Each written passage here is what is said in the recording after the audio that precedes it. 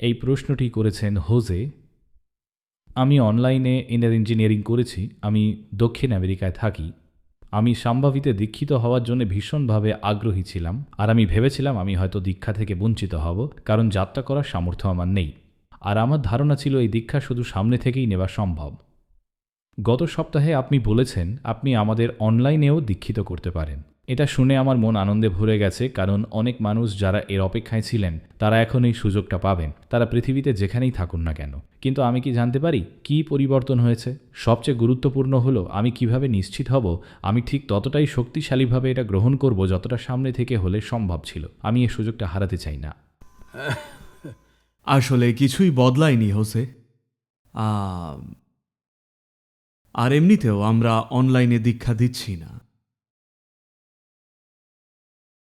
Offline দীক্ষা বা online দীক্ষা এইরকম কিছুই হয় না।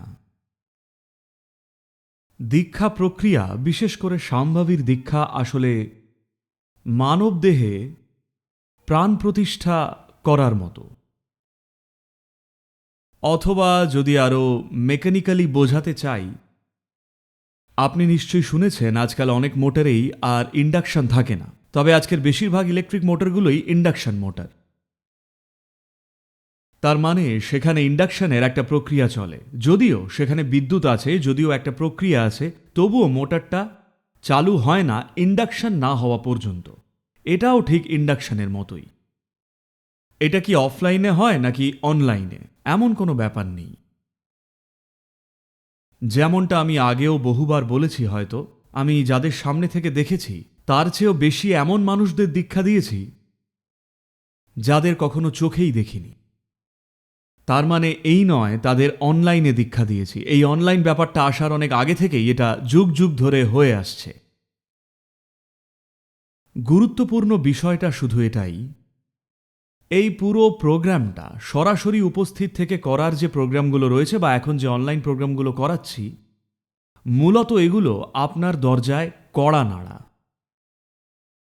আপনার মাথায় কতটা কড়া নাড়া দরকার সেটা ব্যক্তিবিশেষে আলাদা। একটা সময় ছিল যখন আমাদের দীক্ষার জন্যে দীর্ঘ সময়ের প্রস্তুতি লাগত। আমরা ১৩ দিনের একটা প্রোগ্রাম করাতাম মানুষকে তৈরি করতে দীক্ষার জন্যে, কারণ ওটা ছিল একটু অন্য ধরনের দীক্ষা, যেটা এখন শূন্য নামের দ্বিতীয় ধাপের একটা প্রোগ্রাম হিসেবে করানো হচ্ছে। আসলে সেই সময় প্রাথমিক প্রোগ্রামটাই ছিল শূন্য, তাই আমাদের ১৩ থেকে ১৪ দিন লাগতই। তা না হলে সম্ভব হতো না, কারণ আমাদের সেই স্তরের খোলা মনের প্রয়োজন হতো। সমস্ত প্রোগ্রাম, ব্যাপারটাকে এইভাবে দেখি, সমস্ত প্রোগ্রামই আসলে দরজায় একটা টোকা দেওয়া। যখন আমরা দেখুন, যদি আমরা চাই আপনি সামনের দরজাটা খুলুন, টক টক টক। কিন্তু আপনাদের কেউ কেউ উঁকি মেরে বলবেন, কে ওখানে? আমি বলি, আমি সদ্গুরু।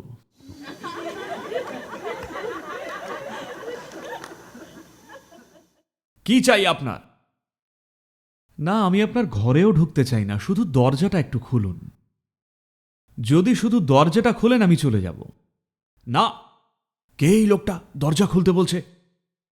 কি চান আপনি? না, আমি কিছুই চাই না। তাহলে আপনি তো সত্যিই বিপজ্জনক। আপনার কিচ্ছু চাই না। আপনাকে এটা বুঝতে হবে, এটাই হলো ভৌতের ঊর্ধ্বের মাত্রার প্রকৃতি। এই ভৌত জগতে সবকিছুই লেনদেন ভিত্তিক বা ট্রানজ্যাকশন। আপনি এটা দিন, আমি ওটা দেব। আপনি এটা নিন, আমি ওটা নেব। এটা হলো আদান প্রদানের একটা জগৎ, যার নিজস্ব উপযোগিতা রয়েছে, নিজস্ব আনন্দ আর সৌন্দর্যও রয়েছে। কিন্তু লেনদেনের জগৎ এক জিনিস, আর রূপান্তর অর্থাৎ ট্রান্সফরমেশনের যে জগৎ সেটা সম্পূর্ণ আলাদা। তো দীক্ষা জিনিসটা হলো একটা ট্রান্সমিশন। ট্রান্সমিশন বা সঞ্চারণ ছাড়া রূপান্তর সম্ভবই নয়। আর সঞ্চারণ কোনো লেনদেন নয়। শিক্ষা দেওয়া এক ধরনের লেনদেন। একভাবে দেখলে শিক্ষাদান এক রকমের লেনদেন। তো যে প্রোগ্রামগুলো আপনি করেছেন সেগুলো এক ধরনের লেনদেনই। বসে আছেন, কথা বলছি, আপনি প্রশ্ন করছেন, আমি উত্তর দিচ্ছি, তারপর আবার একটা প্রশ্ন করলেন, আমি উত্তর দিলাম, তার জন্য আপনি আবার একটা প্রশ্ন করলেন। ওফ, কত প্রশ্নই না করেন আপনারা। আমি যে প্রত্যেকটা প্রশ্নের প্রতি এত উৎসাহ ভরে পুরো বল হিট করার মতো উত্তর দিয়ে যাচ্ছি, তার কারণ কিন্তু প্রশ্নগুলো অসাধারণ বলে নয়, প্রশ্নগুলো কিন্তু বোকা বোকাই। কিন্তু আমি জানি ওভাবেই আপনি আপনার মনের দরজাটা খোলেন, ওটাই আপনার কোড। টুক টুক টুক টুক টুক টুক। তবেই আপনি দরজাটা খুলবেন। কে ওখানে? চেনা গলা হলেই দরজাটা খুলে দেবেন। অচেনা গলা, হয়তো ভগবান এসেছেন, কিন্তু আপনি দরজা খুলবেন না। যেহেতু আপনারা ওই ধরনের, তাই আমাদের একের পর এক সব বোকা বোকা প্রোগ্রাম করে যেতে হয়। শুধু ভাইরাস, ফু, ব্যাস, সব প্রোগ্রাম শেষ। তাই এখন আমরা শুধু অপেক্ষায় আছি এই যে প্রতিনিয়ত মৃত্যুর ভয়টা। আর জানেনই তো, যেমনটা আল্লামা বলেছিলেন, মাথায় একবার টাকা ঢুকে গেলে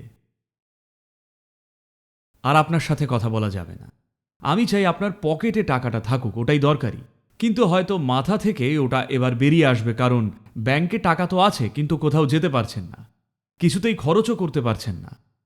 তাই উপলব্ধিটা ধীরে ধীরে ঘটছে, সদিচ্ছাও যদিও ধীরে ধীরে জাগছে। এই সদিচ্ছাটা যত জাগবে, আমার আপনাদের দরজায় কড়া নাড়াটা ততটাই অপ্রয়োজনীয় হয়ে পড়বে। শিক্ষা দেওয়া আর আপনাকে ইচ্ছুক করে তোলার চেষ্টা, সেটার প্রয়োজন তখন আর ততটা থাকবে না। এটা আমি বুঝেছিলাম, বুঝলেন তো, খুবই কঠোর আর বেদনাদায়কভাবে আমি এটা উপলব্ধি করেছি যখন প্রথমবার আমি কারাগারে একটা প্রোগ্রাম করতে গেলাম। এখন দক্ষিণ ভারতে এটা বাধ্যতামূলক, সব কারাগারেই হচ্ছে, এমনকি এই অতিমারি চলাকালীনও আমাদের শিক্ষকরা অনলাইন প্রোগ্রাম করছেন দক্ষিণ ভারতের কারাগারগুলোতে। আমরা এখানে মার্কিন যুক্তরাষ্ট্রেও কিছু করেছি। যখন আমি সেখানে গেলাম, আমি অনুভব করলাম 10 মিনিটের একটা প্রোগ্রাম ঘোষণা করেছিলাম। ভেবেছিলাম আমি সাধারণ প্রাথমিক কোনো প্রোগ্রাম করব, কারণ কারাগারে থাকা বেশিরভাগ মানুষ, তাদের অনেকেই, বুঝলেন তো, প্রায় সবাই স্কুল ছুট বাচ্চা, প্রায় 90%। তাদের অনেকেই কখনো স্কুলেই যায়নি, ভাষা জ্ঞান কম, এই সব সমস্যা। তারা কতটুকু বুঝতে পারবে? কিন্তু যখন আমি সেখানে গেলাম, যেটা আমি 10 দিনে শেখাই সেটা 2 দিনেই শেষ হয়ে গেল। এবারে কি করি? তাই পরবর্তী 2 দিনে ভাব স্পন্দনা করিয়ে দিলাম, আমি ওখানেই সাম্যাম্যা করিয়ে দিলাম। সব কিছু, এই সমস্ত প্রোগ্রাম যা আলাদা আলাদা ধাপে হয়, সেই সব মুক্ত মানুষের জন্যে, যারা আসলে নিজেদের মধ্যেই বন্দী। সেই একই জিনিস কারাগারে বন্দীদের মাত্র কয়েকদিনেই করাতে পেরেছিলাম। 6-7 দিনেই সব কিছু শেষ। তারপর বাকি সময়টা আমরা শুধু একসাথে সময় কাটাচ্ছিলাম। একটা একেবারে আনন্দময়, দারুণ পরিবেশ তৈরি হয়েছিল সেখানে। ওই 10 দিনের মধ্যেই সব প্রোগ্রাম পুরো শেষ, খুবই কম সময়ের মধ্যে। কারণ কড়া নাড়ার প্রয়োজন ছিল না। কারাগারের একমাত্র সমস্যা হলো দরজা খোলা নেই, অন্য কেউ ওটা বন্ধ করে রেখেছে। আর বাড়িতে আপনি নিজেই বন্ধ করে রেখেছেন, তাই ঠিক বুঝতে পারছেন না। আপনার হৃদয়ের দরজা আপনিই বন্ধ করে রেখেছেন, তাই বুঝতে পারছেন না। আপনার মনের দরজা আপনিই বন্ধ করে রেখেছেন, তাই উপলব্ধি করছেন না। যখন অন্য কেউ আপনার মুখের ওপর দরজাটা বন্ধ করে, তখন একটাই জিনিস আপনি চান, দরজাটা খুলুক, হ্যাঁ কি না? জীবনে তখন একটাই জিনিস চাওয়ার থাকে, খোলা দরজা। বন্দি কয়েদিদের ক্ষেত্রে আমি এটাই বুঝতে পেরেছিলাম। যদি তাদের কাজগুলো দেখেন, যে ভয়ানক সব কাজ ওরা করেছে, কিন্তু তারা দীক্ষার সঞ্চারের জন্য এত চমৎকার আধ্যাত্মিক উপাদান হয়ে উঠেছে যে বুম, অনায়াসেই সব হয়ে গেল। এমনকি এখনও ওরা আমাদের চিঠি লেখে, কবিতা লেখেন। কারাগারে 20 বছরেরও বেশি হলো এইসব প্রোগ্রাম চলছে। ওদের অনেকেই, যারা ওখানে যাবজ্জীবন কাটাচ্ছে, বা যেমন ভারতে দুর্ভাগ্যবশত এমন অনেকেই আছেন যারা 10-15 বছর ধরে ফাঁসির অপেক্ষায় বসে আছেন, তাদের জীবন সম্পূর্ণ রূপান্তরিত হয়েছে। কারণ দরজা খোলাটাই ছিল একমাত্র জিনিস যা তারা চাইত। এখন আপনি দরজা খোলার ব্যাপারে ভীষণ সাবধান।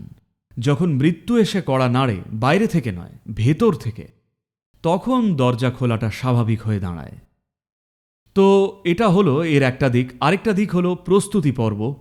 প্রস্তুতি মানে একটা বিষয় হলো শরীরের স্তরে, যেটা আমাদের শিক্ষকরা, আমাদের ঈশাঙ্গারা অনলাইনে ছোট ছোট গ্রুপ করে করাবেন। যেটা 3-4 ঘন্টার মধ্যে করা হতো সেটাই এখন আরও বিশদভাবে অনেক বেশি সময় নিয়ে করা হবে, যাতে এটা নিশ্চিত করা যায় যে প্রস্তুতির প্র্যাকটিসগুলো আপনাদের কাছে সঠিকভাবে পৌঁছেছে। আর কড়া নাড়াটা সামনাসামনি থাকলে আমরা যতটা কড়া নাড়তাম এবার তার চেয়েও অনেক বেশি কড়া নাড়া হবে। প্রযুক্তিগতভাবে আমরা এখনও বিভিন্ন পদ্ধতি খুঁজে চলেছি যার মাধ্যমে প্রতি 100 জন অংশগ্রহণকারীকে একজন নির্দিষ্ট ভলেন্টিয়ার নজর রাখতে পারেন, তারা সবাই মনোযোগী আছেন কিনা সেটা দেখতে। কিছু সমস্যা দেখলেই তারা বলবে যে মনোযোগ দিন, এখন বাথরুমে যাবেন না। এই চমৎকারটা আপনাদের অবশ্যই দেখা উচিত। 7 দিন প্রোগ্রামের মধ্যে দিয়ে যাওয়ার পর আমরা তাদের ক্রমাগত বলে আসছি, দেখুন এই সমস্ত সার্কাস শুধুই আপনাকে দীক্ষা দেওয়ার জন্যে। ঠিক যখন দীক্ষা চলছে তখনই কেউ একজন উঠে দাঁড়ায়। ভলেন্টিয়ার থামিয়ে বলেন, What? কি হলো, কি হয়েছে বলুন। না, আমি বাথরুমে যেতে চাই। একটু আগেই তো বাথরুম থেকে ফিরলেন। না, আমি আরেকবার যেতে চাই। একেই বলে কর্ম। কারণ ভেতরে থাকা বাধ্যকারী প্রবৃত্তি আপনাকে শাসন করছে। আমাদের এইসব সহ্য করার তো দরকার নেই, আপনি বাথরুমে যেতে চাইলে যান, ঠিক আছে? আপনি জিনিসটা পাবেন না, সেটা আপনার ব্যাপার, আপনি সেটাই চাইলে আমার কোনো অসুবিধে নেই।